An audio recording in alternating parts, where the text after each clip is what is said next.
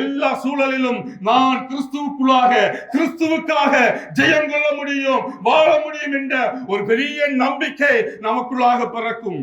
இந்த கஷ்டத்தை எல்லாரும் தாண்டிதான் போடும். அதற்காக தான் இந்த வரங்கள் கொடுக்கப்பட்டிருக்கிறது. அப்ப அவருடைய சித்தத்தை சார்ந்து ஓடுகிற நாம் வரங்களை அனல் மூட்டி எழுப்புகிற ஒரு பழக்கம் நம்முடைய வாழ்விலே வேண்டும். அப்பொழுதுதான் கர்த்தருக்காக உண்மையாக ஓட முடியும். கோழைத்தனம், கோழை இல்ல, எல்லாருக்கும் வரும். எனக்கும் சோர்வுகள் வரும், சில நேரங்களில் பயங்கள் வந்திருக்கிறது. இந்த நேரங்களிலே தேவ சமூகத்திலே நின்று ஜெயம் பெற்ற அனுபவம் ஒரு நாள் அல்ல, 2 நாள் அல்ல, வாழ்நாள் முழுவதும் நடந்து கொண்டிருக்கிறது. அதனால நான் தைரியமாக சொல்லுவேன், நீங்கள் தேவ ஆவியின் பலத்தை பெற்று தேவ வரத்தை உங்களுக்குள்ள ஒவ்வொருவருக்கும் ஒவ்வொரு வரம் கொடுக்கப்பட்டிருக்கும், எனக்கு தெரியாது.